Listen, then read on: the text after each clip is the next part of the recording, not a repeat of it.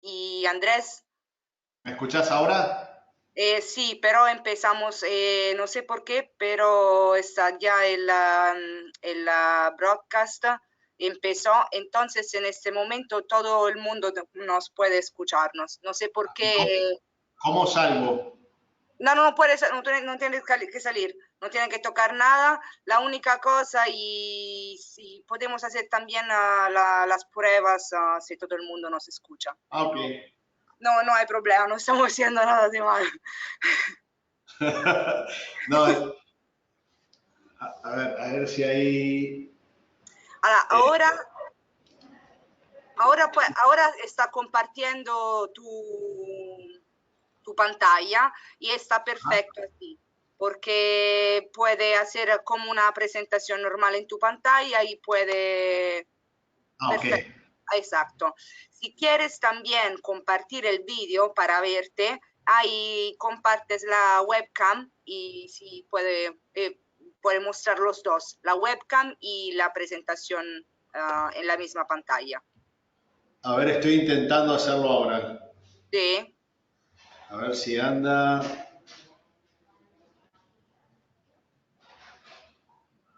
ya, perfecto, te veo, te veo, te Ok. veo, listo, No, perfecto. y ahí sale el webcam de la cama, de la computadora. Habíamos conectado también el otro para que tenga mejor calidad, pero no está. No, no, perfecto, pero creo que la calidad está buena, te Ah, ok. veo. Y perfecto, vamos a esperar entonces todo marcha y vamos a esperar 10 minutos y te corto un rato el micrófono y te voy a llamar a un minutico antes de las 4, ¿vale? Listo. Gracias. Gracias.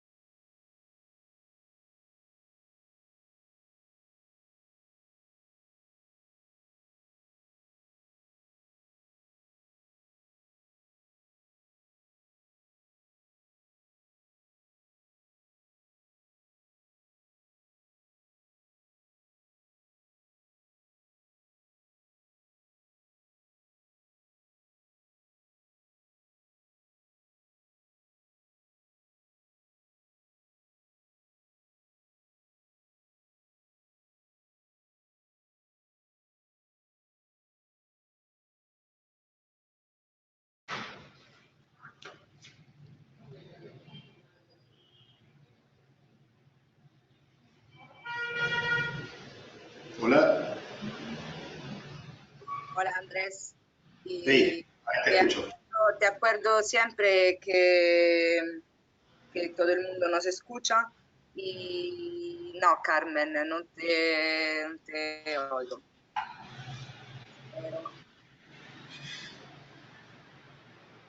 Esperamos un rato porque Carmen tiene un problema de conexión.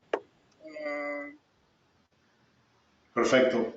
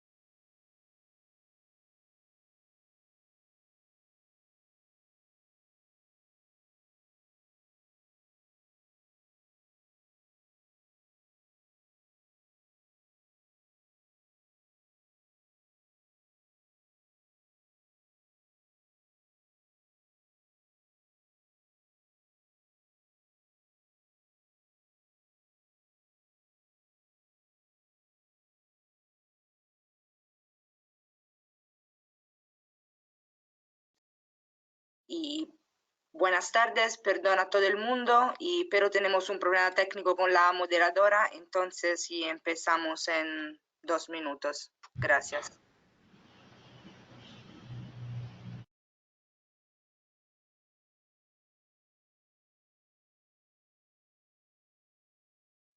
Ahora, antes ni había sonado. Ya Ahora, parece que... ya. Perfecto. ¿Andrés? ¿Hola? Hola. Hola. Hola, ¿me escucháis ahora? Sí, sí, sí. Perfecto. Perfecto. Vale, genial. Y Genial. Andrés, Un momentín. activar la pantalla otra vez. Sí. No, yo se escucho muy bajito, pero se escucho. Quizás. A ver. A lo mejor con los cascos mejor. Yo te escucho muy bien, Carmen. Ay, ahora genial. ¿Sí? Ya. ¿Me escucháis? Perfectamente. Guay, muy bien. Ay. Y vale, creo que podemos empezar. Y a Sí. Carmen la palabra. Gracias. Gracias, Alesia. Hola, Andrés. ¿Qué tal? Bien, bien. Bueno, bienvenidos a la 10ª sesión en español del ciclo formativo de Bridging the Gap. Mi nombre es Carmen Serrano y soy técnico de comunicación del proyecto, que esta tarde voy a estar acompañándoos en la moderación de esta sesión. En primer lugar, quiero recordaros que esta sesión está siendo subtitulada en directo y en el cuadro de chat os voy a dejar el enlace a los subtítulos. Para acceder a ellos simplemente tenéis que copiarlos y pegarlos en un navegador y os saldrá automáticamente la transcripción en directo. Y bueno, antes de comenzar la sesión, permitidme que comente brevemente qué es Bridging the Gap, para quienes aún no conozcan el proyecto. Bridging the Gap es un proyecto financiado por la Unión Europea cuyo objetivo es contribuir a la inclusión socioeconómica, la igualdad y la no discriminación de las personas con discapacidad en países de renta media y baja. Concretamente, el proyecto apoya acciones específicas en Burkina Faso, Ecuador, Etiopía, Paraguay y Sudán. Este proyecto tiene como objetivo general transversalizar el tema de discapacidad en la cooperación internacional. Y una de las herramientas que está empleando para ello es este ciclo de formación sobre discapacidad y desarrollo, que se realiza en el marco de la estrategia de gestión del conocimiento del proyecto. Este ciclo formativo consta de 12 módulos online impartidos por expertos en las materias tratadas, seleccionados previamente por Bridging the Gap. Cada seminario se realiza en inglés, francés y en español en sesiones separadas. Estas sesiones están preparadas para ser interactivas y fáciles de compartir, de manera que el conocimiento generado se pueda replicar fácilmente. Quienes se hayan perdido alguna de estas sesiones pueden encontrar todas las grabaciones tanto en la página web del proyecto como en nuestro canal de YouTube. También os voy a compartir ahora los enlaces en el cuadro de chat. Y el 10º módulo que vamos a tratar esta tarde es sobre programas de incidencia. La implementación de programas de incidencia tiene el objetivo de influir en los responsables de la toma de decisiones políticas, es decir, en aquellos que pueden legislar, negociar o establecer presupuestos relacionados con políticas públicas formales. Así pues, la incidencia es fundamental para lograr un cambio social, un cambio que puede lograrse trabajando de manera conjunta y también fortaleciendo las capacidades de las organizaciones y movimientos que representan a las personas con discapacidad. La incidencia es fundamental para hacer que quienes ostentan el poder sean más efectivos, responsables y receptivos ante las necesidades de las personas con discapacidad, mejorando con ello su acceso a servicios de mejor calidad y otros bienes públicos. Durante la sesión de esta tarde trataremos conceptos como cómo encajar la promoción de los derechos de las personas con discapacidad en un marco de derechos humanos, los diferentes tipos de incidencia, marcos e instrumentos legales, qué tipo de conocimiento es necesario para ser un defensor de los derechos de las personas con discapacidad eficaz y cómo aplicar la práctica de abogacía. Esta tarde nos está acompañando Andrés Vázquez, abogado de derechos humanos y experto independiente en diseño, gestión, monitoreo y evaluación de programas, proyectos y políticas públicas de derechos humanos, así como en comunicación basada en derechos y control de convencionalidad. Andrés, a lo largo de sus más de 20 años de trayectoria profesional, ha trabajado para organizaciones como Amnistía Internacional, la Organización Internacional Derecho para el Desarrollo, la Corte Suprema de Justicia de Paraguay, UNICEF y la Agencia Española de Cooperación Internacional para el Desarrollo, entre otras. Sin más, les dejo con él, que seguro que tiene mucho que contarles sobre el tema y espero que sea muy interesante la sesión. Buenas tardes, Andrés. Bueno, muchas gracias, Carmen. No sé si se me escucha bien. Sí, sí, estupendo. Genial. Vale, bueno, muchas gracias a todos y todas. Un poco la idea de la presentación de hoy es una presentación teniendo en cuenta la diversidad de personas que hacen parte de estos webinarios. Voy a intentar no ser extremadamente técnico, pero sí bajar a tierra de una manera ordenada conceptos fundamentales que tienen que considerarse para cuestiones de incidencia en general. Ok, no sé si se está viendo bien la presentación. ¿Me podrías confirmar, Carmen? Sí, sí, se ve bien, Andrés. Ok, entonces, ustedes van a encontrar el uso de la palabra incidencia. Bueno, Carmen un poco nos adelantó qué es, qué entendemos por incidencia. Específicamente van a encontrar en distintos países distintas palabras que representan incidencia. En algunos lugares habla de lobby, de cabildeo, de abogacía, de incidencia política. Básicamente en todas las palabras son exactamente lo mismo. Dicho esto, vamos a ver un poco, a ver si esto, estoy tratando de hacer que funcione. Ok. Bueno, como les adelantaba Carmen, lo que vamos a intentar es tratar de representar el vínculo entre promoción de derechos de las personas con discapacidad y derechos humanos, a visibilizar algunas de las formas distintas que hay de incidencia. Voy a intentar no aburrir, pero hablar claramente de cuál es el marco legal internacional, en particular qué se entiende por la palabra convencionalidad y de qué manera la convencionalidad puede usarse como un eje muy útil en materia de incidencia a nivel local.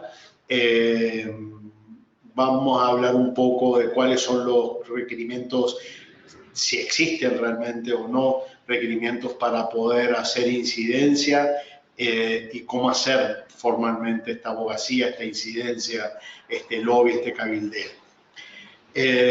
Primero, quiero hablarles del marco, de este marco convencional. ¿Qué se entiende por un marco convencional? Básicamente, la palabra intenta reflejarlo. Cuando hablamos de convencionalidad nos estamos refiriendo a una convención internacional, a una norma internacional, a un tratado internacional, que va a marcar específicamente los elementos que tenemos que tener en cuenta. ¿Qué quiere decir entonces esto? Es que si vamos a trabajar derechos de las personas con discapacidad, por ejemplo, en este caso, y hay una convención internacional, tenemos que establecer y mirar hacia esa convención y tratar de asegurar que esa convención no guía. Las convenciones internacionales en los países que ratifican un tratado internacional o una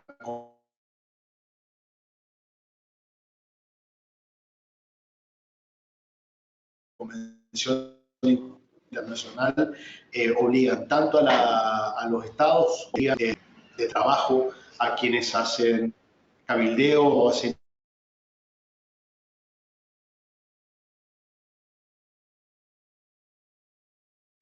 Perdona, Andrés.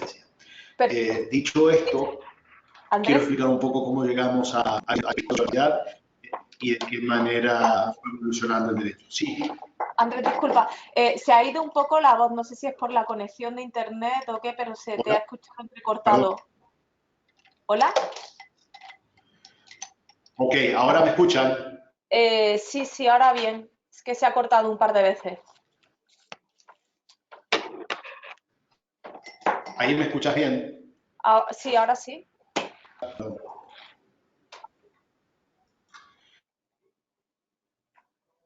Ok, continúo entonces. Sí, continúa.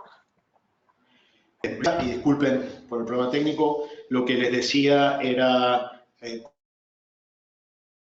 cómo se circunscribe es importante entender cómo se circunscribe la Convención sobre los Derechos de las Personas con Discapacidad en el marco.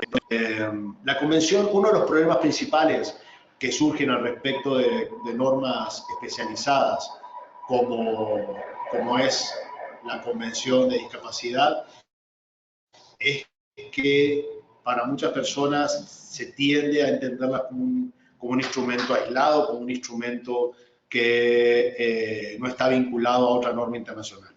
En este sentido, lo importante que tenemos que tener en cuenta es que ya desde la misma Declaración Universal de Derechos Humanos se establece un parámetro general de respeto y protección de derechos humanos. Esto se especifica con los dos pactos internacionales de derechos civiles y políticos y económicos, sociales y culturales y otros instrumentos regionales. Esto es algo que a veces nos cuesta considerar y entender este entramado que significa la normativa internacional. No se tiene que mirar aislada la Convención sobre Derechos de Personas con Discapacidad o cualquier otra convención internacional especializada, sino que tenemos que hacer el ejercicio de poder leerla y poder analizarla en función de los otros paraguas que tenemos más arriba, que en este caso parten de la misma Declaración Universal de Derechos Humanos y pasan por otra normativa internacional. Esto es importante tenerlo en cuenta cuando hacemos la construcción de una estrategia de incidencia o una estrategia de cabildeo, porque nos va a permitir tener una mejor comprensión de aquellos compromisos globales como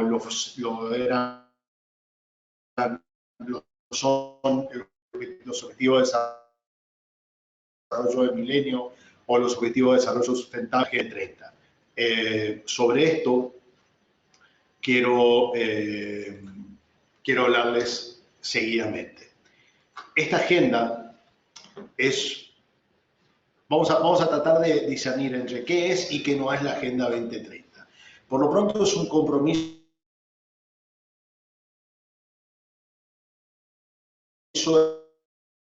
de política internacional global. ¿Qué significa esto? Que las naciones en parte de Naciones Unidas se han comprometido políticamente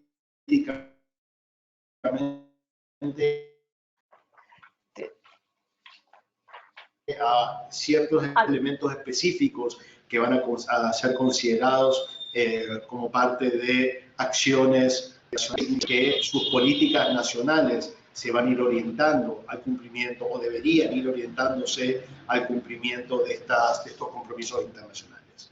Lo segundo importante a tener en cuenta respecto de la Agenda 2030 es que por primera vez en un compromiso global en materia de discapacidad se incorpora de forma taxativa la mención a personas con discapacidad. Generalmente había otros grupos que se mencionaban en compromisos anteriores, como el tema de mujer, como el tema de niñez,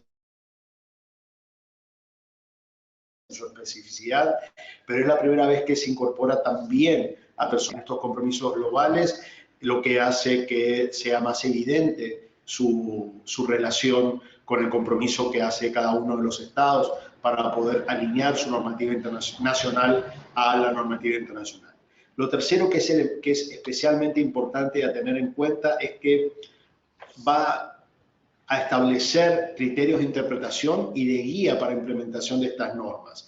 Va a hablar, por ejemplo, formalmente de vulnerabilidad, habla específicamente de cuestiones que tienen que ver con lucha contra la pobreza, con grupos específicos como las personas, como la niñez y la juventud, y va a establecer elementos que para la construcción de alianzas o de acciones de incidencia, de cabildeo, son fundamentalmente importantes porque nos permiten a nosotros ver, por ejemplo, en el caso de personas con discapacidad, visibilizar el hecho de que hay un alto porcentaje, de acuerdo a los datos disponibles en este momento, hay un alto porcentaje que llega casi al 80% de personas con discapacidad que pertenecen a estos grupos, que viven en pobreza, que son particularmente jóvenes y que se encuentran en situación de vulnerabilidad por diferentes razones a la transversalidad de ser una persona con discapacidad.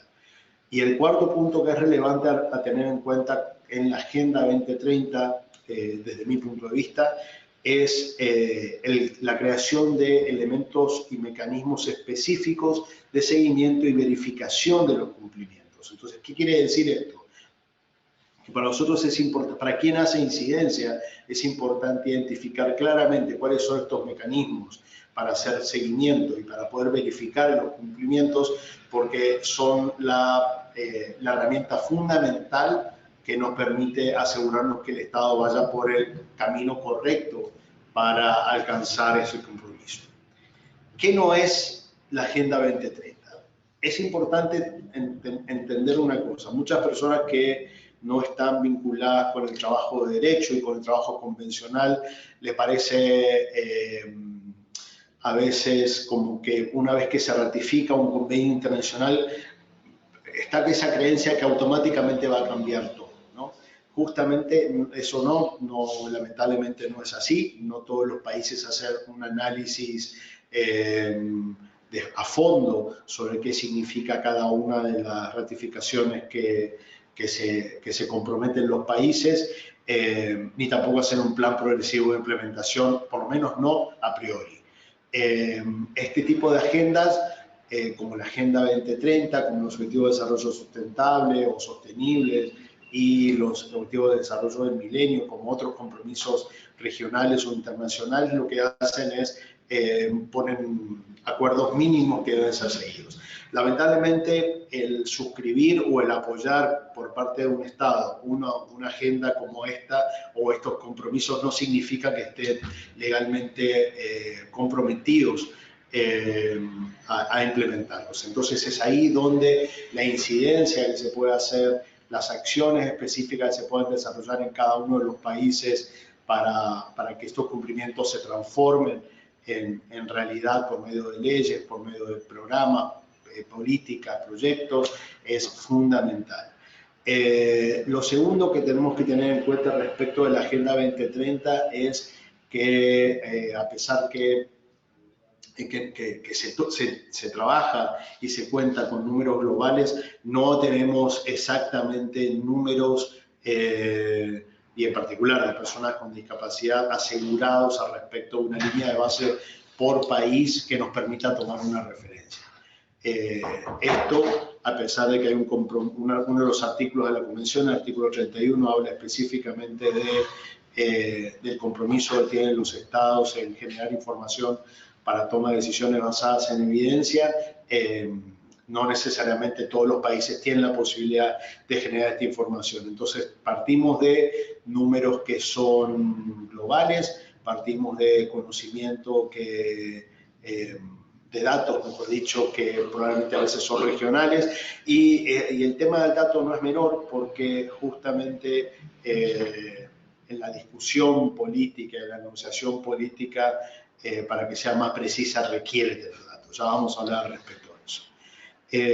Lo tercero que también propone la Agenda 2030 es hace un vínculo formal entre personas con discapacidad y grupos vulnerables. Establece esta cuestión de la interdependencia de derechos y lo que nos permite de una manera muy clara asegurar que no hace falta que se mencione específicamente personas con discapacidad. La Agenda 2030, al incorporar personas con discapacidad dentro del grupo de personas vulnerables que son atendidas por este compromiso global, automáticamente nos permite presumir que cada vez que se habla de grupos vulnerables, también en la Agenda 2030 se habla de personas con discapacidad. Y el cuarto punto que es importante respecto de la Agenda 2030 a considerar es que es la diversidad, lo amplio que se establece como marco de acción y la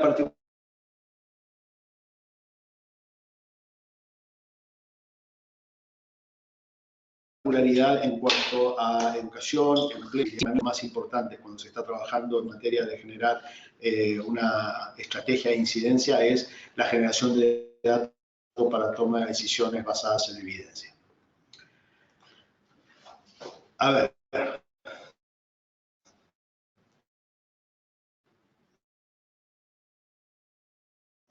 Vamos ahora a tratar de informar y la de derechos de personas con discapacidad, que es un poco el marco normativo específico que la actividad de incidencia relativa con personas con discapacidad. El vínculo nos permite identificar este vínculo, usar los canales que nos propone la Agenda 2030 para alcanzar esos objetivos.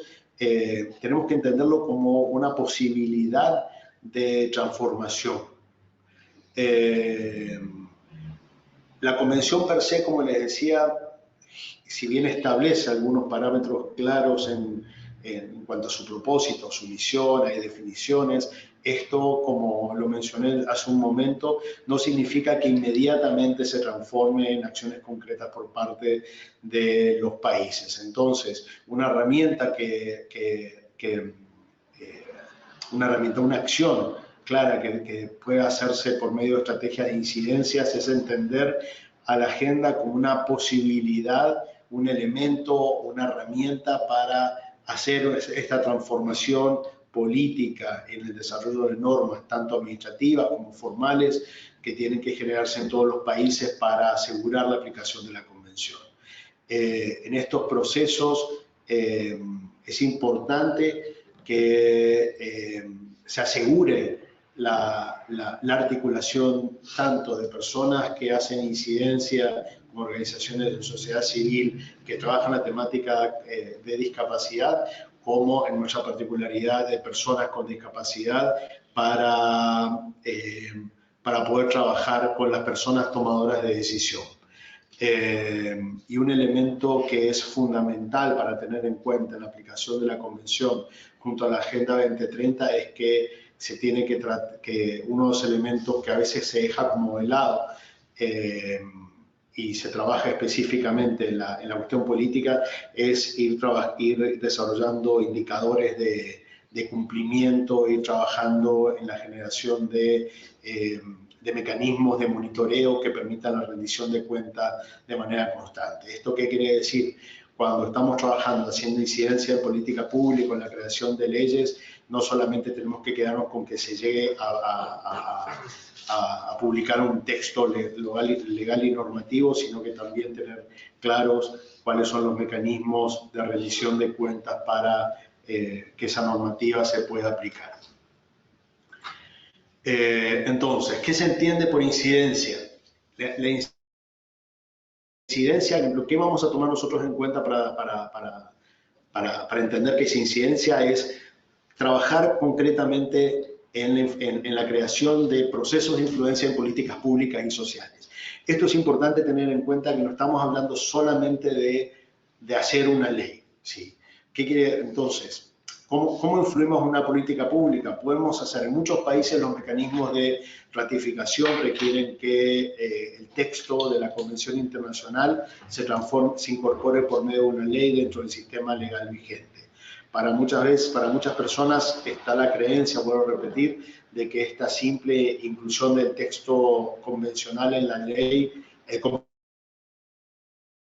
ley dentro del sistema legal vigente en cada uno de los países pareciera ser va a generar un montón de otros procesos. Lamentablemente esto no es así, debería serlo, pero los procesos de incidencia son los procesos en donde se influye en la creación de política pública que haga propia la implementación real y efectiva de esta norma internacional y obviamente de políticas sociales que generen el cambio que es necesario para poder hacerle seguimiento y la veeduría necesaria y cumplimiento de esa norma. Entonces, ¿pero cómo hacer incidencia? ¿Qué es incidencia en la práctica?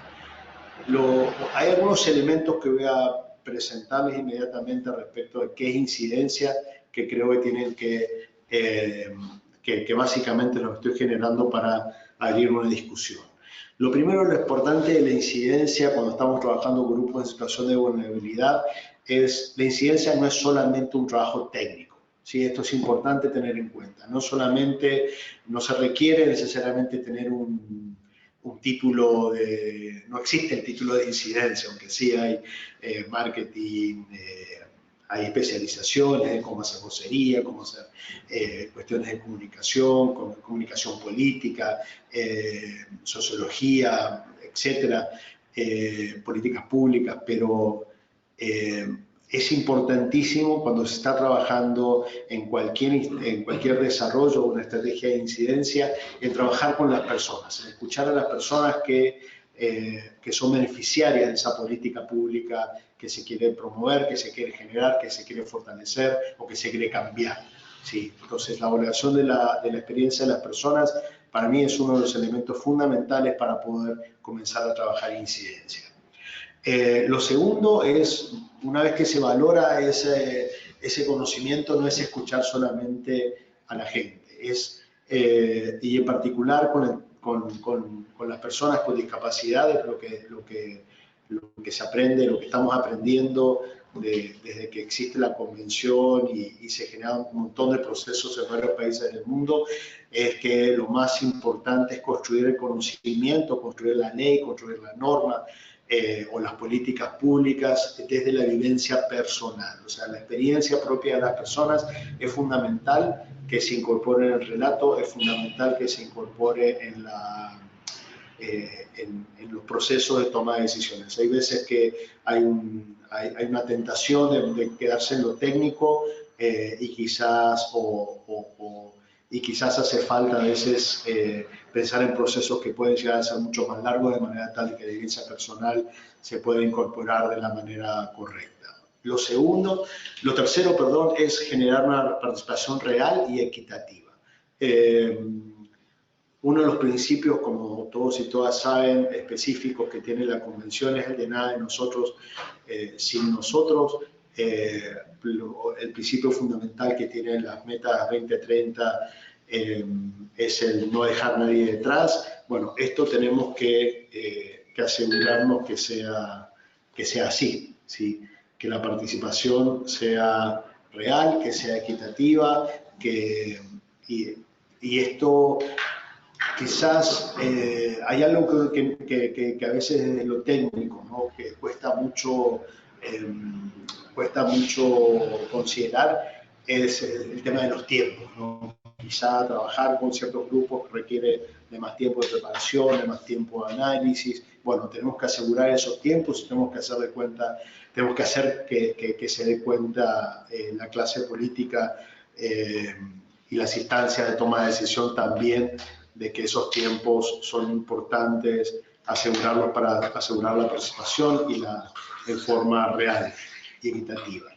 La cuarta recomendación para esto de cómo hacer incidencia es asegurar un equilibrio entre lo técnico y lo político. ¿A qué me refiero? Muchas veces de las organizaciones de sociedad civil o de las instancias de cooperación, como el espacio que me toca a mí en este momento, tenemos una agenda política, hay tiempos de cumplimiento de planes, de programas, de agendas, pero es importante también tener en cuenta que tiene que haber un equilibrio entre la calidad técnica y el tiempo político que se tiene que buscar en forma constante. No es conseguir quizá una ley por conseguirla y después ver qué pasa. Toda ley requiere un presupuesto, requiere de un proceso pensado, de aplicación real, que muchas veces no se tiene en cuenta. Entonces, a veces es importante es mucho más importante tener normativas que vayan aplicándose de manera progresiva o con indicadores a corto, mediano y largo plazo de cumplimiento, antes de tener una ley que puede ser perfecta y que uno espera que se va a implementar en forma inmediata, pero que técnicamente no tiene la posibilidad de hacerlo y queda en saco roto y genera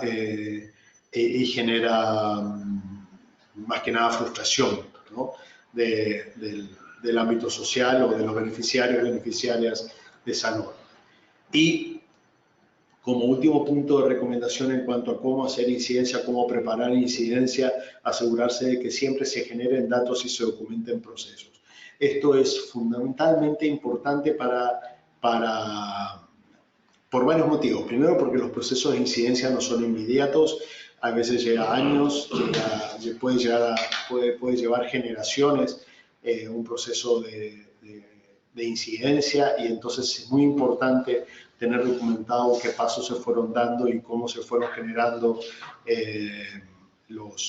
cómo se fue dando el proceso, de manera tal de que se pueda aprender del mismo y no cometer errores o corregir los que se quieran corregir. ¿Qué es incidencia? Y con esto ya voy terminando y quiero dejar un tiempo para que podamos reflexionar o podamos responder preguntas quizá más técnicas. Incidencia es todo. O sea, esto es importante también considerarlo en forma clara, ¿no? O sea, incidencia, hoy podemos estar haciendo incidencia desde participación en cuestiones que tienen que ver con cuestiones de internet, podemos hacer incidencia con políticos, podemos incidencia también es comunicación. Uno de los elementos que a veces dejamos de lado cuando estamos pensando en hacer incidencia es que no le contamos a la comunidad de qué se trata lo que queremos cambiar. Hay veces que damos por hecho muchas cosas y es importante no dar por hecho absolutamente nada en materia de incidencia. La comunicación es fundamental, tener un plan de comunicación, un plan de medios, preparar a las personas que que van a ser parte del proceso, prepararlas en cómo manejar la comunicación, en procesos de vocería. Son elementos que son claves como para poder implementar cualquier proceso de incidencia y que muchas veces no se tienen en cuenta. Pero Carmen y compañeros y compañeras, quisiera dejar aquí para poder aprovechar más las preguntas que puedan tener. Muchas gracias, Andrés. Pues ahora, si alguien quiere hacer alguna pregunta, tengo aquí ya la primera, que es de Fátima Morinigo, que bueno, lo que comenta es que quiere recibir los enlaces de las sesiones. Y tengo un par de manos levantadas de los asistentes. Si alguien quiere hablar. Henry. A ver, un momentito. Tendría que abrir el micro. Hola, Henry Mejía. Te escucho, Carmen. Hola, sí.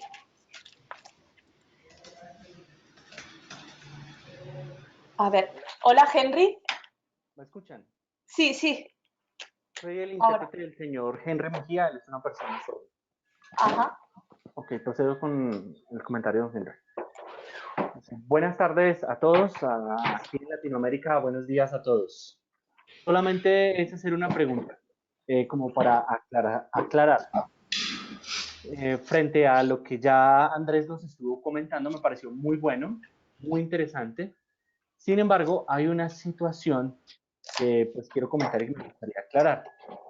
Yo trabajo para la Federación Nacional de Sordos de Colombia. Soy el director general de la federación. La federación lleva 35 años haciendo procesos de incidencia. Así como Andrés lo mencionaba, la incidencia no es un proceso corto, sino que requiere de muchos años y de logros que se van alcanzando durante todos esos años. Sin embargo, ¿qué ha pasado? Por ejemplo, Andrés habló acerca de la Convención de los Derechos de las Personas con Discapacidad y habló también de los ODS, pero el gran problema que nosotros vivimos en Latinoamérica es que, por ejemplo, los gobiernos casi nunca incluyen eso con esos ajustes dentro de las políticas públicas o en los planes de desarrollo. Y los colectivos de personas con discapacidad no hacen esa incidencia.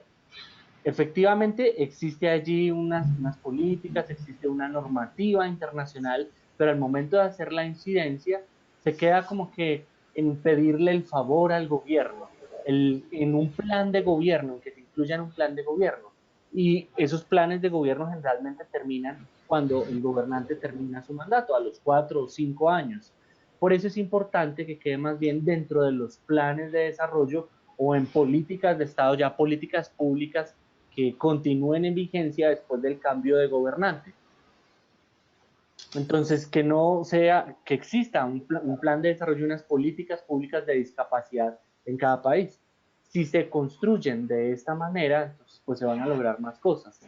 Pero lo que sucede muchas veces con las organizaciones de personas con discapacidad es que empiezan a hacer este tipo de incidencia y de pronto el gobierno lo que responde es que eso no se ha contemplado dentro de un plan de desarrollo o de unas políticas públicas. Entonces, por eso se tiene que pensar, por ejemplo, en los planes de desarrollo tanto nacionales como regionales o municipales. Que las organizaciones de las personas con discapacidad tengan estos aspectos presentes y que también que trabajen en red, porque muchas veces las organizaciones de personas con discapacidad trabajan de manera individual. Si se trabaja en red y se tiene, por ejemplo, un Consejo Nacional de Discapacidad, un órgano consultor frente a lo que es el tema de la discapacidad en cada país, entonces, si estos órganos no se tienen, el Estado muchas veces, o el gobierno, más bien, error de interpretación, el gobierno no se compromete muchas veces a hacer esta clase de cambios y tampoco hay un proceso claro de incidencia y de seguimiento.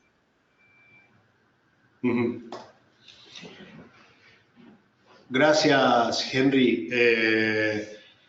Muy interesante tu planteo. Yo creo que hay algo obviamente estoy totalmente de acuerdo con lo que planteas, ¿no?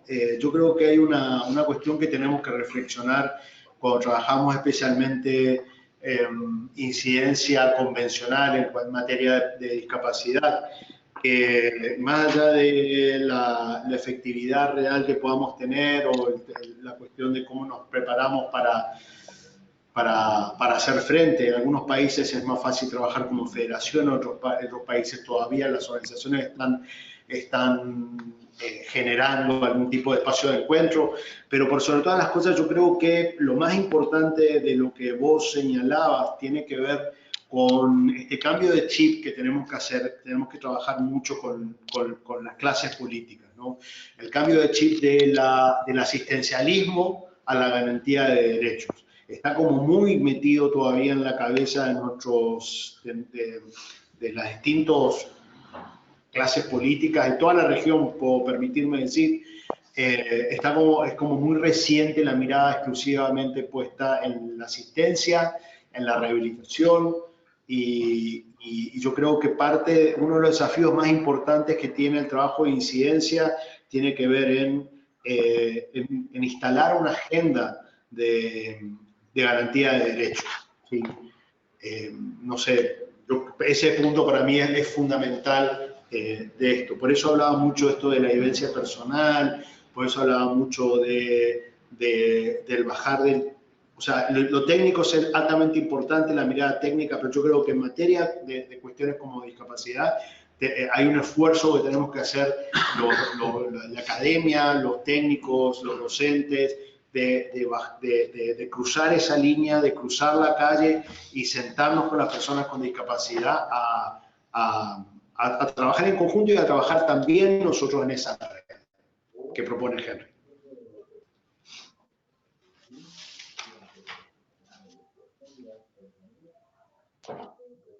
¿Has respondido a tu pregunta, Henry? Sí. Sí, Vale. sí, es correcto. Muy Correcto. bien, pues pasamos a la Es muy siguiente. importante que podamos, perdóname, Carmen, es muy importante que podamos continuar trabajando, sobre todo en la región de Latinoamérica, en establecer ese enfoque de derechos, de garantía de derechos, no un enfoque asistencialista donde se entregan muchas veces ayudas técnicas, se entregan audífonos para las personas sordas, se entregan de pronto plantillas de braille para las personas ciegas, no, que se hable de una garantía de derechos, de una accesibilidad a servicios públicos y a muchos otros aspectos sociales. En eso es en los que debemos trabajar. Sí. Genial. Carmen, acá Fernando tiene una pregunta. Vale, adelante. Sí. Hola, buenos días desde Paraguay. Mi nombre es Fernando Rey. Como coordinador general de la Cooperación Española aquí en Paraguay, tengo el privilegio de estar aquí con el teacher. Entonces, aunque me he perdido parte de las 10 webinars, pero nunca es tarde si la dicha es buena. Entonces, yo tenía varios temas de los que hablar, 5 temas, pero voy a centrarme en uno. Quería hablar de presupuestos, de acceso al empleo, de los papeles de los parlamentos en los temas de derechos de las personas con discapacidad, el papel de las entidades locales, pero me voy a centrar en una sola pregunta, y es, cuando hemos hablado de incidencia sobre políticas públicas, en el caso de Paraguay, recientemente se ha declarado en emergencia a las personas con discapacidad, que es la primera vez que yo lo veo en los 25 años que llevo en cooperación. Quería preguntarle al profesor qué ha significado esa declaratoria de emergencia, porque esa es una apuesta muy clara de decir, voy a atender mediante mi legislación este problema de no garantía de derechos. Y para terminar, decir que el enfoque que ha dado el profesor en cuanto al enfoque de la Agenda 2030 me parece muy pertinente, porque es la agenda común que tenemos los 193 países que la hemos firmado, y entre ellos Paraguay y España. Gracias. Muchas gracias. Bien. Bien, a ver, para contestar a Fernando y poner un poco en perspectiva al resto de la gente que está escuchando, Paraguay acaba hace unos meses, el diciembre del año pasado, se declaró una ley de emergencia nacional que establece en situación de emergencia la cuestión de personas con discapacidad y en particular cuestiones que tienen que ver con empleo, con salud, con educación, entre otras. A ver, este tipo de normativa, yo hace un rato les mencionaba este desafío que tenemos en la región de hacer el cambio del chip del asistencialismo a la agenda de garantía de derechos, ¿no? Este tipo de normativas o declaraciones, por medio de una ley o por medio de una política de emergencia nacional o regional o puede ser incluso municipal, son importantes tenerlas en cuenta e inmediatamente accionar de manera tal de que no se quede en una cuestión meramente declarativa. Una declaración de emergencia como esta requiere asegurar la asignación presume la asignación de presupuestos, presume la asignación de más capacidad técnica, pero muchas veces eso no es posible, salvo que los mecanismos, sea cual fuere, formales o informales, que hacen veeduría, que hacen seguimiento, que hacen exigibilidad de la garantía de derechos, se activen. En el caso de Paraguay, Paraguay es el único país que tiene formalmente un Plan Nacional de Acción de Personas con Discapacidad, entonces esta ley de emergencia nos permite identificar por lo menos en esos ejes prioritarios que establece la ley de emergencia algún tipo de acción, o debería hacerlo, no lo está haciendo de una forma correcta probablemente, pero debería hacerlo. Tenemos un Consejo Nacional de Discapacidad, muchos países tienen consejos nacionales, regionales, departamentales, municipales también. Acá la cuestión es ver de qué manera esta ley de emergencia se transforma en acciones concretas. Entonces, hay un desafío importante en salir de lo declarativo, ¿sí? Y pasar a acciones. Entonces, es ahí donde son útiles estas leyes de emergencia, pero hay que tener mucho cuidado de que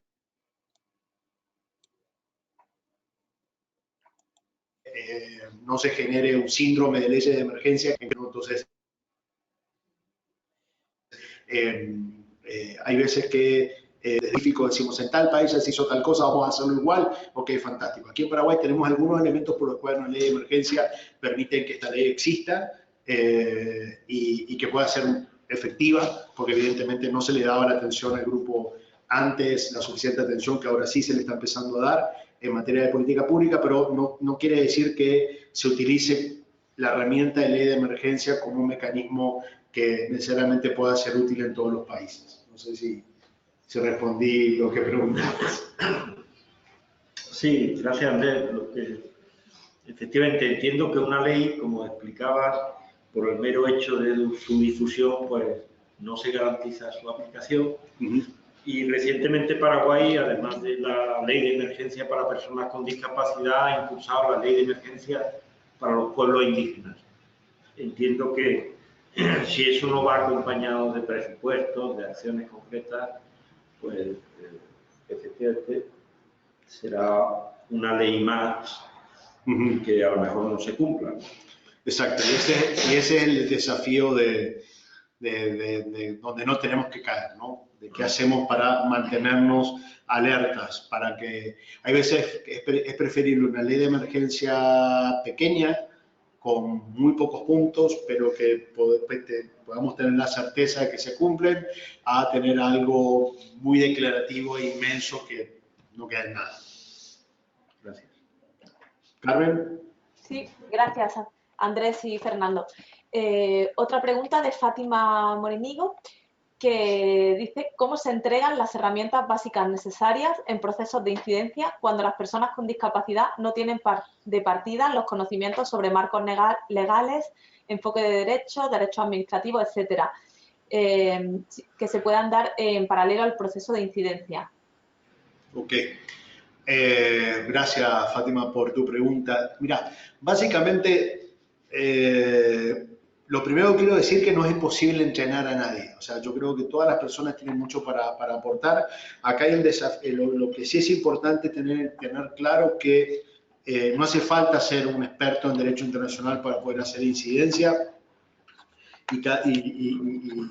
y depende de cada coordinación de incidencia. Supongamos que hay alguna organización que esté trabajando en incidencia, supongamos que hay cooperación que esté apoyando cuestiones de incidencia, y si no, cuanto menos la Oficina del Alto Comisionado de Naciones Unidas en cada uno de los países puede aportar algún tipo de acompañamiento en los procesos de seguimiento a la convención. Que por cierto, no lo mencioné y es una oportunidad clave, ¿no? Que estar atentos. Uno de los elementos mínimos que uno puede tener en cuenta cómo organizarse para empezar a hacer incidencia, es decir, bueno, ¿cuándo le toca a mi país presentar un informe al Comité de Derechos de Personas con Discapacidad? Entonces, en función de eso, organizarse para poder, por lo menos primero, empezar a entender la convención. ¿Quién nos puede enseñar si no entendemos nada de cuestiones normativas? Un buen paso es acercarse a las universidades. O sea, la academia tiene una responsabilidad al respecto de esto y muchas veces no la tenemos en cuenta, más allá porque alguien haya estudiado o no haya estudiado. Es importante golpear las puertas de las universidades al respecto de este tema. Una cuestión, no tenemos datos, no tenemos información, no tenemos una plataforma o con quién trabajar. Sí, y siempre tenemos la posibilidad que en las carreras de Derecho, de Sociología, de Ciencias Políticas, que ir a proponer a las universidades que incorporen la temática de discapacidad para tesis de grado, para tesis de maestría, para tesis doctorales. Esa es una forma muy poco utilizada, por lo menos desde mi experiencia, en cómo empezar a prepararnos para hacer incidencia. Obviamente las organizaciones de derechos humanos, las plataformas de derechos humanos, y esto no es menor, porque generalmente en muchos países la experiencia nos dice que, la experiencia nos está diciendo que la temática de discapacidad está fuera de las plataformas de derechos humanos. Entonces, sí, acercarnos a las organizaciones de derechos humanos también es una segunda forma de hacerlo. Y a partir de ahí, y acá es importante, en materia de discapacidad en particular, es fundamental que participen los expertos en cómo abordar la comunicación con cada uno de los grupos de discapacidad. Acá necesitamos vincular también, por ejemplo, Henry lo decía como ejemplo, nos mencionaba el grupo de personas sordas. Bueno, ¿cómo vinculamos el tema de incidencia con personas sordas? O sea, acá hay con personas ciegas, con personas sordociegas, con personas que tienen, no sé, una discapacidad intelectual. ¿Cómo vinculamos el tema de incidencia y salud mental? O sea, estos son desafíos que no podemos hacer solos y donde la academia, entiendo, debería tener un rol mucho más importante del que estamos dando en este momento y estamos generando la responsabilidad de incidencia casi exclusivamente en abogados profesionales del derecho y yo creo que debería ser mucho más amplio en materia de distintas disciplinas. No sé si respondí lo que esperabas.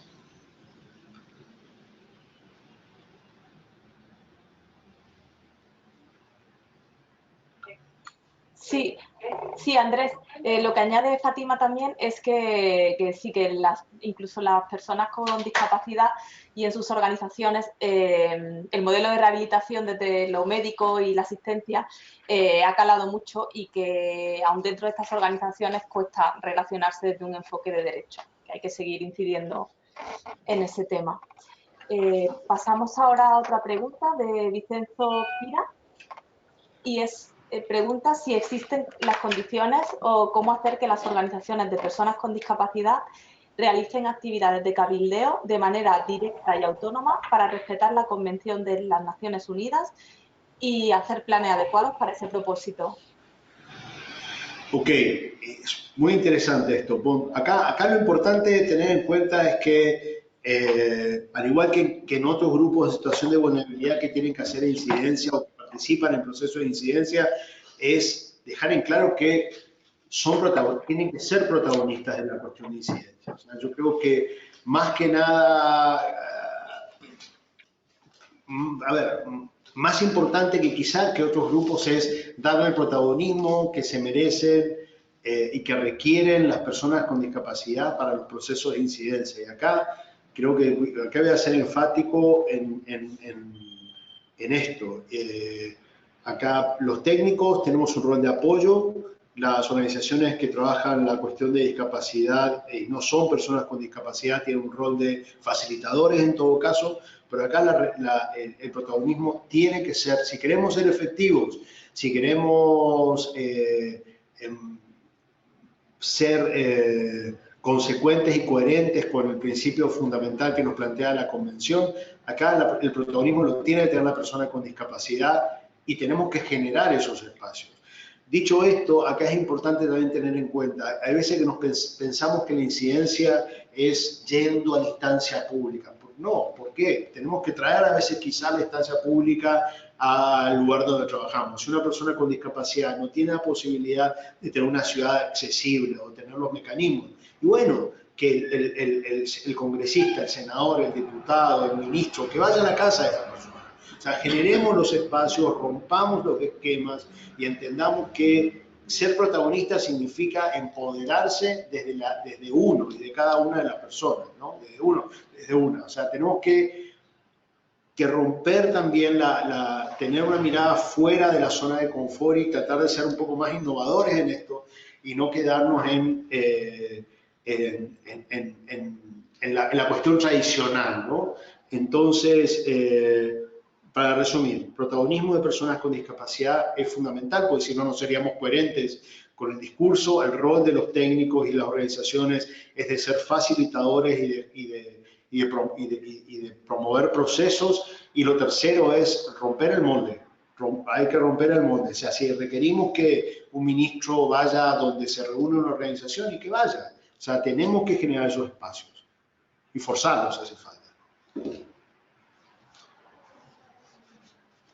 Carmen.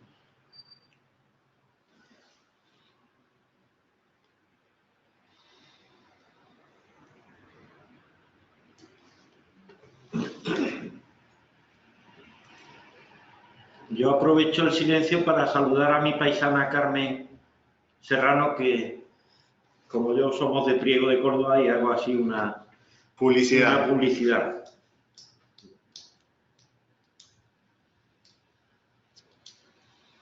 No sé si me escucha, Carmen. Hola. ¿Ahora? Sí. Ahora perdona. Sí, muchas gracias, Fernando. Que Andrés, la otra pregunta es de Adriana Pulido, que pregunta ¿hasta qué punto se tienen en cuenta a los cuidadores en los procesos de incidencia? Los cuidadores, dijiste, ¿no? Sí. A ver, la persona cuidadora es fundamental. O sea, yo creo que también tenemos que tener, o sea, a ver, quizá no fui lo suficientemente claro, pero cuando estamos hablando de tema de garantías y derechos de personas con discapacidad, acá hay una cuestión que es fundamental, es el mundo. Por eso decía ponernos en lugar, reflexionar, entender qué significa ser una persona con discapacidad, tiene que ver también entender sus entornos, entender tanto los espacios físicos como el ámbito social que rodea a una persona con discapacidad. Dicho esto, la persona cuidadora de una persona con discapacidad es fundamental. O sea, hay muchísimo que nosotros tenemos que aprender de estas personas, porque nos van a decir quizá el camino, ¿no? Yo les decía hace un momento que la cuestión de la incidencia tiene muchísimo de comunicación. ¿Qué mejor para contarnos cómo comunicarnos y cómo establecer un lazo desde el respeto, desde la dignidad, con la persona con discapacidad, es de acercarnos, trabajar y dar un protagonismo que probablemente no se da a las personas cuidadoras en todo este trabajo de incidencia en particular.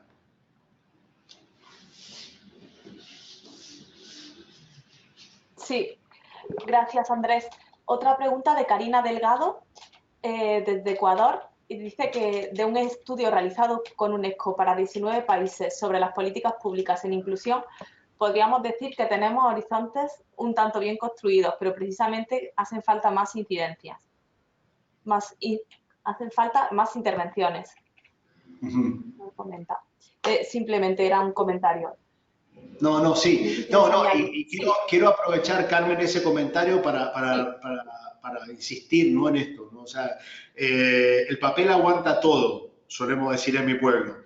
Entonces tenemos que hacer que lo que está escrito en blanco y negro se transforme en acciones, ¿no? Y yo creo que y hay todo un proceso que, como bien señalaba más temprano en la primera intervención de Henry, tiene que ser ordenado. O sea, no tenemos que ponernos de acuerdo entre todas las organizaciones, en todas las instancias, en establecer prioridades que sean comunes, respetarlas y asegurar que ese poner en ejercicio real la norma se haga entre todos y se haga posible y que no quede en saco roto. De acuerdo, Andrés. Ahora pasamos a otra pregunta de Soledad Torres, también desde Quito, de Ecuador, que comenta si la incidencia es vital, cómo fortalecer el movimiento asociativo para que de ahí salgan las personas que puedan hacer incidencia, tomando en cuenta que si no hay voluntad política de las autoridades de turno, es más complicado hacer incidencia en contextos de pobreza y discriminación. A ver, yo no sé si es más complicado, gracias Soledad, yo no sé si es más complicado hacer incidencia en contexto de pobreza y discriminación. Yo creo que tiene más que ver con esto de tener una agenda que sea oportuna, ¿sí?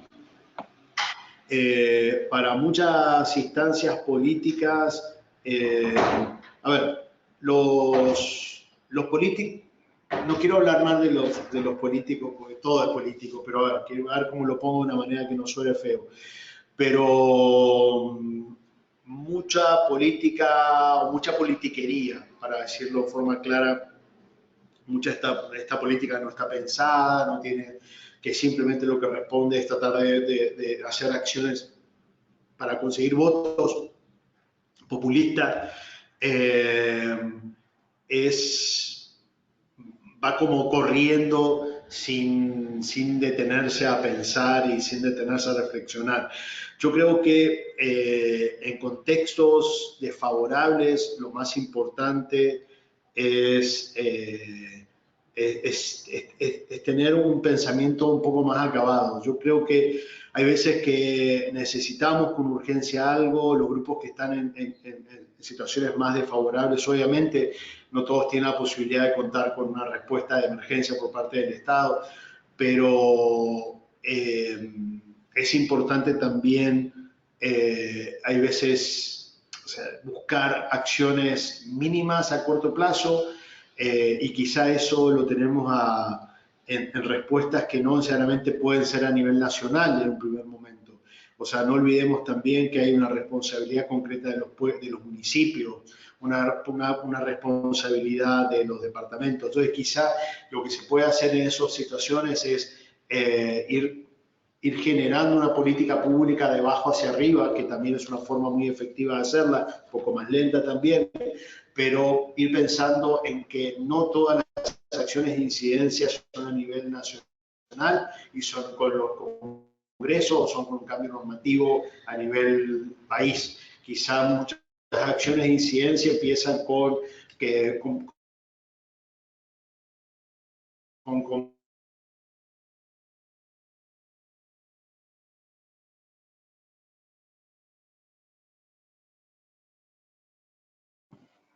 comprometer una respuesta entre vecinos y luego con el municipio y así ir subiendo. O sea, yo creo que tenemos que vuelvo y buscar formas. Sí, gracias Andrés. Se ha cortado un poco. No sé si final. ¿Hola? ¿Me escuchas? ¿Andrés? yo te escucho, Carmen. Solo creo que Andrés no te escucha. Andrés, no. Creo que tienes un problema de conexión. Sí. Le voy a escribir. Andrés. Disculpad un momento, a ver si podemos... Sí. Hola, Andrés, que se ha cortado la parte final de esta intervención, así que no sé si puedes repetirlo, quizás mejor si cortas la cámara para que vaya mejor la conexión. Perfecto. Sí. Sí, Si puedes repetir quité el la final, cámara porque... justamente para mejorar. Genial. Genial, muchas gracias.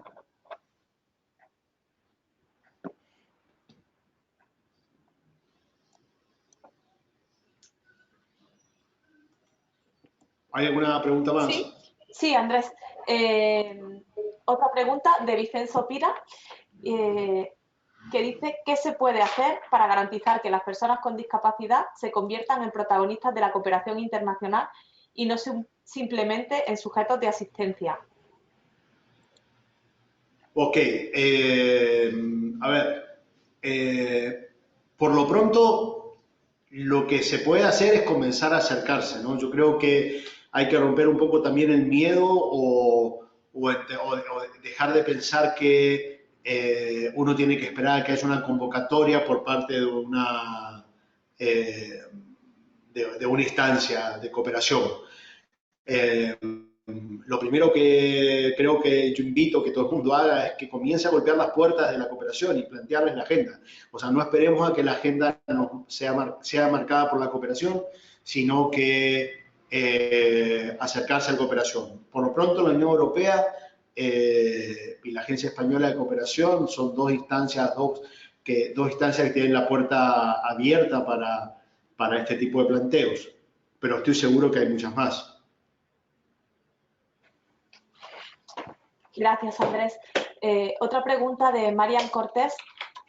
¿Cuentan con experiencia de campañas de incidencia realmente creadas desde su diseño por personas con discapacidad? No sé si conoces tú alguna campaña y la que puedas poner de ejemplo. A ver, yo personalmente no recomendaría esto de, no recomendaría esto de presumir que los enlatados, ¿no? De que una campaña de un país pueda ser útil en otro lugar. Yo creo que las campañas más efectivas a veces son extremadamente simples, no solamente en materia de discapacidad, sino en materia de atención a cualquier grupo en situación de vulnerabilidad. Ejemplos hay muchísimos. Pero yo creo que lo más importante es buscar campañas que establezcan puentes, ¿no? En este caso, entre personas con distintos tipos de discapacidad y las personas con otros tipos de discapacidad o sin discapacidad, ¿no? Yo creo que lo que hay que buscar es las campañas efectivas son las que están basadas en el mecanismo de comunicación. Una campaña de incidencia tiene que ser un diálogo. Yo creo que partiendo de esa pauta o esa premisa es cuestión de establecer, bueno, qué buscar, ¿no? O cómo crearla. No sé si fui muy claro. Sí, Andrés, lo único que ya decía, si había conocimiento de algunas diseñadas por personas con discapacidad. Yo lo que tengo entendido específicamente es que, a ver, no conozco ninguna en particular diseñada por personas con discapacidad, pero yo lo que sí te puedo asegurar es que muchas de las que están funcionando, e incluso las que estamos haciendo aquí en Paraguay, por ejemplo, se está haciendo con participación de personas con discapacidad. Entonces, entiendo que en España hay muchas que también han participado personas con discapacidad o que se utilizan mecanismos de comunicación que son propios de personas con discapacidad, o por ejemplo, en el caso de personas sordas, el lenguaje de señas, etc.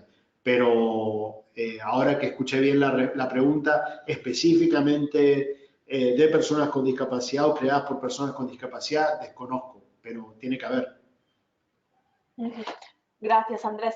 También en línea con esta pregunta, una reflexión de Fátima Morinigo, que dice que que reflexiona sobre el hecho en sí de que las personas sordas desarrollen acciones en donde se vea de manera masiva el uso de la lengua de señas. En esta semana en la que estamos recordando la lengua de señas específicamente. Porque comenta que esta lengua es en sí un mecanismo de incidencia y a la vez de formación, educación, de quienes no conocen las lenguas de señas, por ejemplo. Totalmente de acuerdo. Yo creo que tenemos que hacer, es todo un aprendizaje que estamos haciendo todos, o sea, de cómo articular distintas formas de comunicación, poniendo subtítulos, lengua de señas, más imágenes, mejores imágenes, o sea, sí, es una reflexión importante. Yo creo que que vamos camino a una nueva forma de comunicar. Sí, así es, Andrés. Otra intervención es de Luis Montalbán, de República Dominicana, y comenta si hay experiencias exitosas en la incidencia a nivel de las comunidades, donde viven las personas con discapacidad y con el sector privado. Que si hay alguna experiencia de ese tipo, si la puedes compartir y reflexionar con todos nosotros. A ver, hay muchos ejemplos. Los ejemplos más comunes son ejemplos que hasta parecen tontos y pobres, ¿no? Pero son estos ejemplos en donde se buscan cuestiones de accesibilidad física, como rampas, como mejorar los accesos en las esquinas para que pueda una persona con movilidad reducida poder desplazarse, nivelar las veredas, o sea, esas son, o sea, a ver, si se hace solamente por el hecho de nivelar una vereda sin una discusión en la comunidad respecto de qué es lo que significa, es como que se pierde el sentido. Las experiencias, al menos las que yo conozco que funcionan, son un poco esas experiencias que tienen que ver con salir de la clandestinidad, ¿no? No sé qué les parecerá a ustedes, pero yo tengo esa sensación como que la persona con discapacidad está socialmente escondida muchas veces, ¿no? Quizás no es la intención de la persona con discapacidad, pero es como que en la realidad ocurre. Entonces, esto de poco a poco salir de esa clandestinidad y encontrarse con el vecino, encontrarse con la comunidad y explicarlo, las experiencias que yo conozco que han tenido este fondo que tiene mucho más que ver con lo social han sido altamente efectivas porque tienen un componente de réplica y de réplica social de impacto. Gracias, Andrés. Creo que quiere volver a hablar Henry. Henry.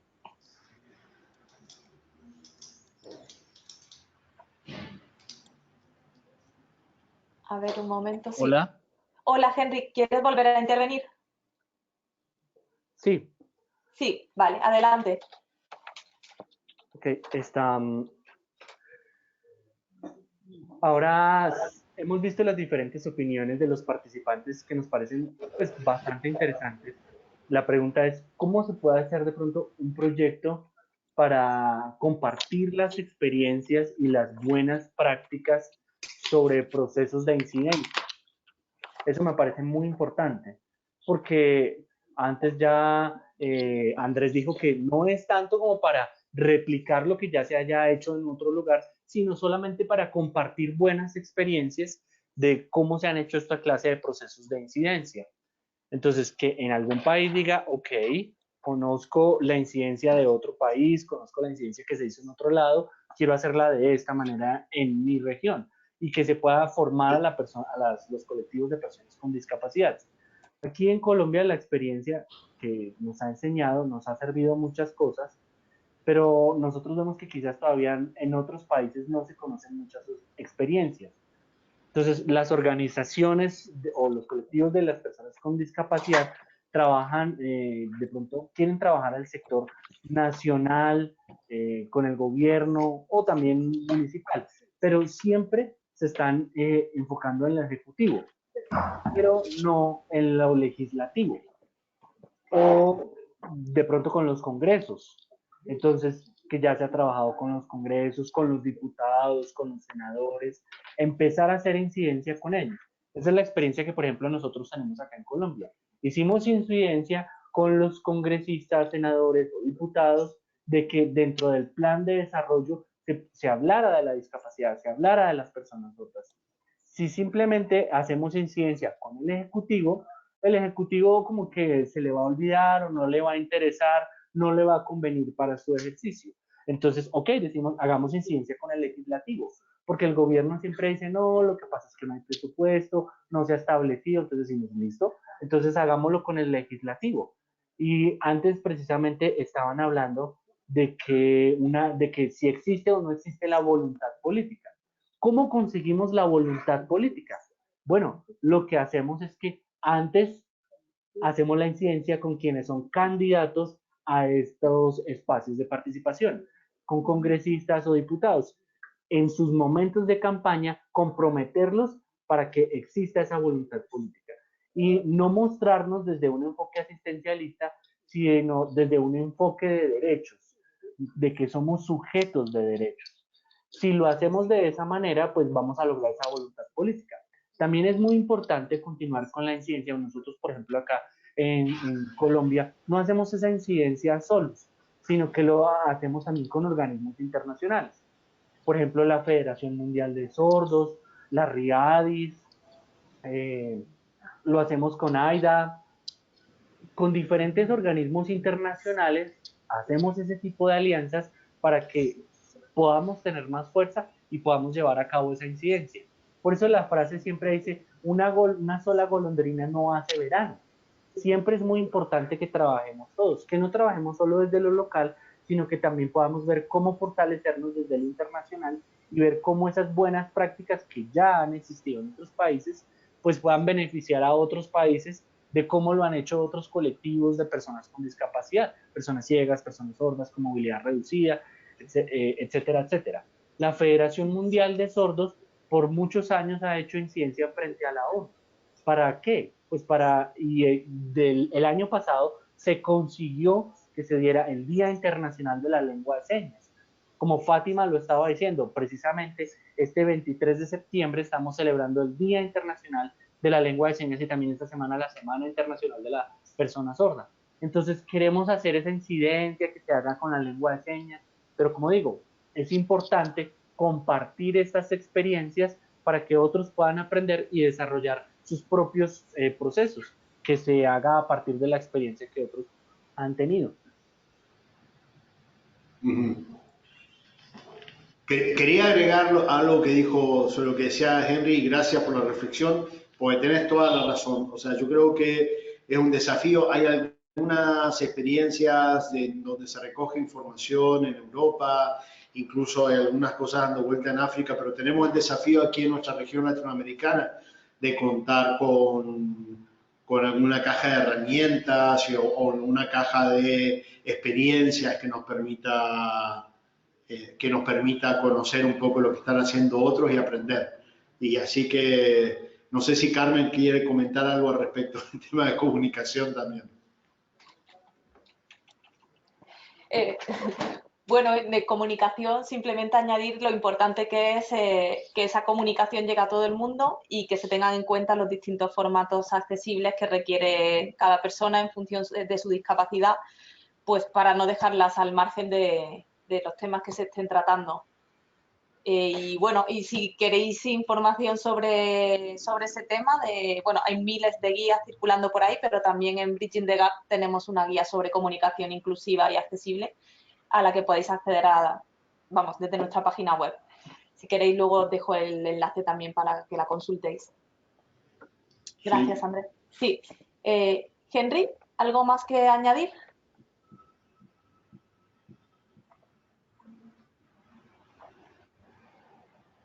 No, así está bien. Muchas gracias. Vale, gracias. Tenemos otra pregunta también de Adriana Pulido, que le voy a abrir el micrófono para que intervenga.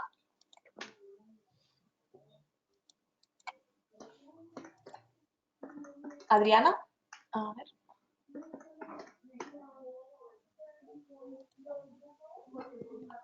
A ver, perdón, si puedo. Hola, Adriana. Hola, Sí, adelante. ¿cómo están? Qué pena, soy una persona ciega y estaba teniendo inconvenientes con la accesibilidad de la aplicación esta, pero ya.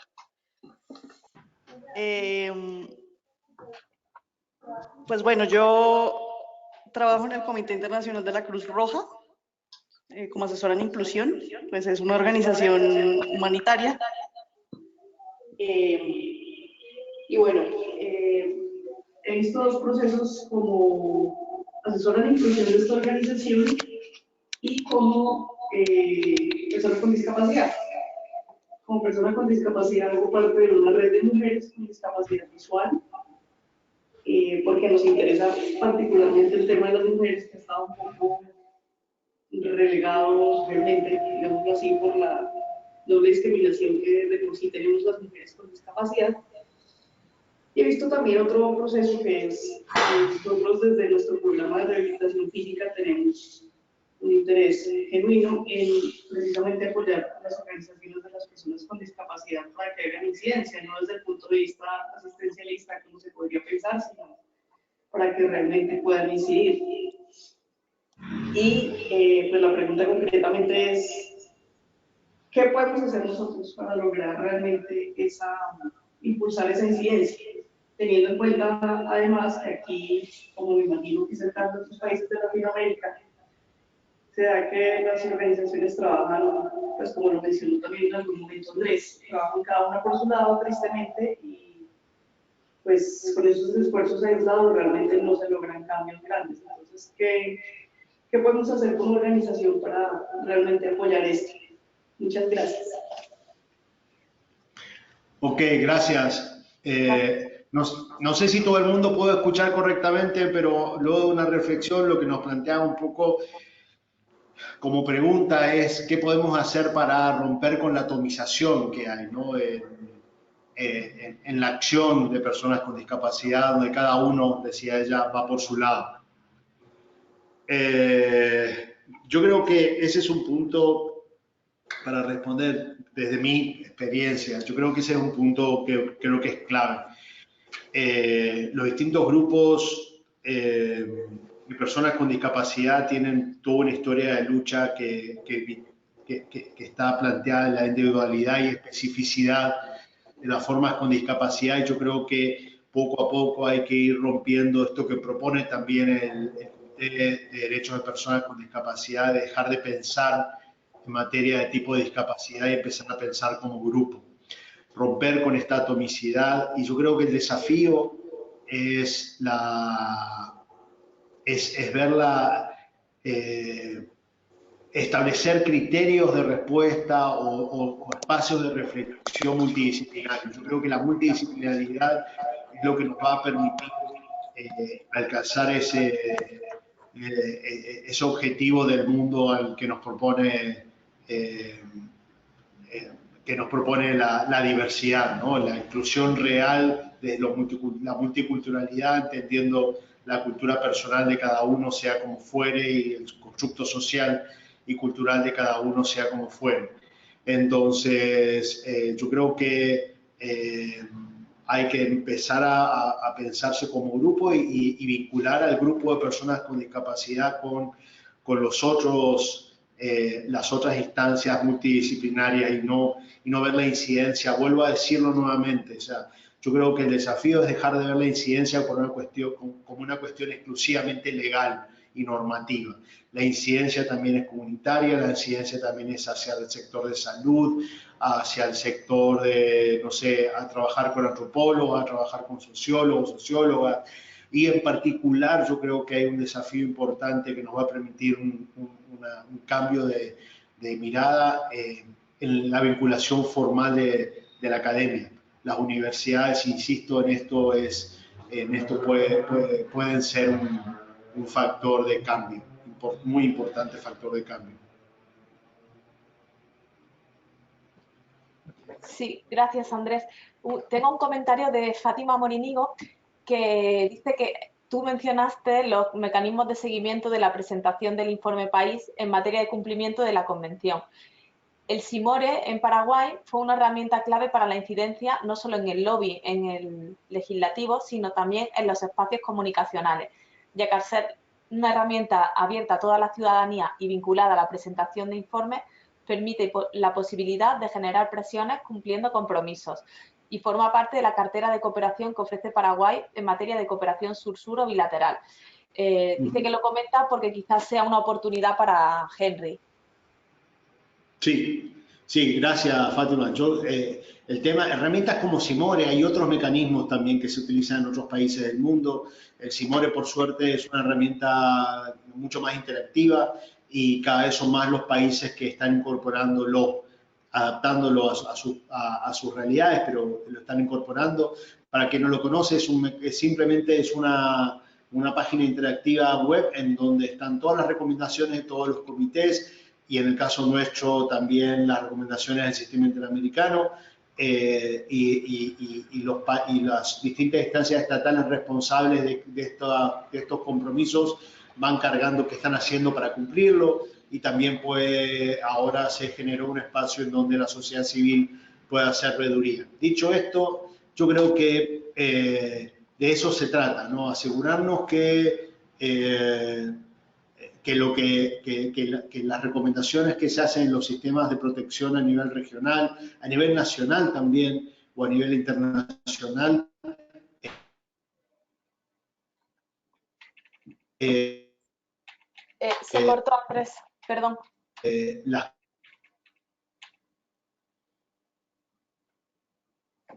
¿Andrés? conozcamos, las entendamos y ir evaluando cómo se cumple. Sí, gracias Andrés. Se cortó un poco al final lo último que dijiste, se perdió un poco la conexión. ¿Hola? Perdón. Sí. Sí, ahora me escuchan. Sí, perdón, ahora sí. Por si puedes repetir lo último. Decía que tanto el Simore como cualquier otro mecanismo son extremadamente útiles para hacer seguimiento sin esperar a informes del comité y hacer los informes sombras. Pero entonces, si no tenemos Simore en algún país, bueno, crear simplemente viendo que se ha recomendado desde el Comité de Derechos de Personas con Discapacidad o alguna recomendación regional al respecto o nacional y generar un mecanismo de seguimiento también. Genial, muchas gracias. Creo que Henry quiere volver a hablar. ¿O Henry?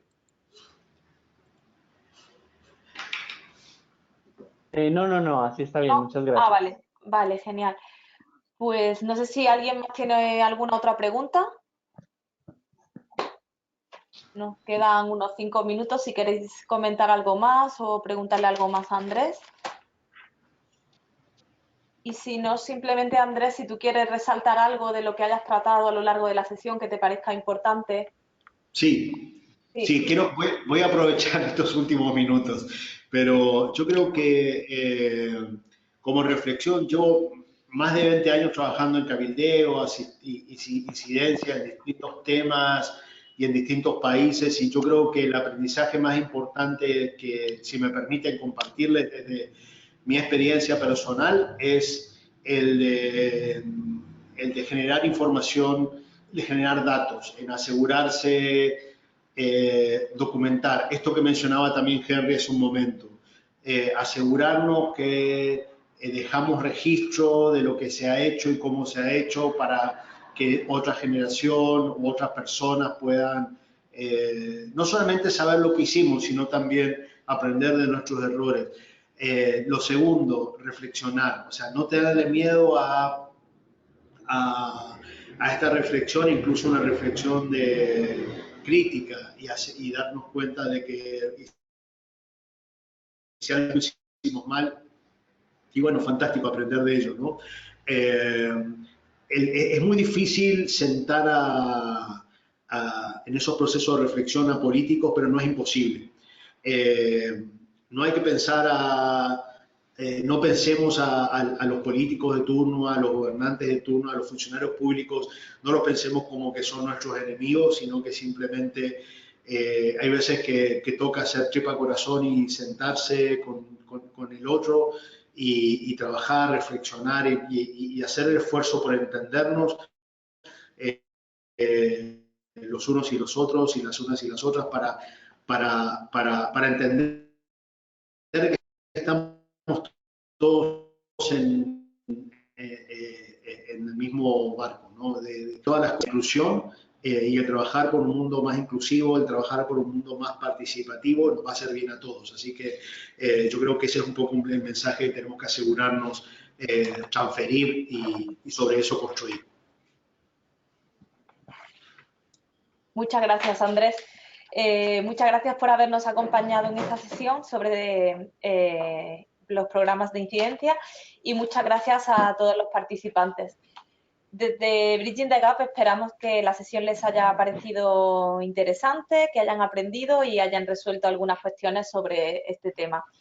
Y también quería aprovechar para recordaros que quienes estén asistiendo al menos el 75% de los seminarios, lo que supone 9 de las 12 sesiones, recibirán un certificado de asistencia. Para ello tienen que, además de asistir a las sesiones, cumplimentar el formulario que enviaremos una vez que termine la sesión, en el que pueden comentar qué les ha parecido, hacer sugerencias, etcétera. Y también aprovecho para recordaros que la próxima sesión tendrá lugar a finales de octubre. Muchas gracias y nada más. Hasta la próxima.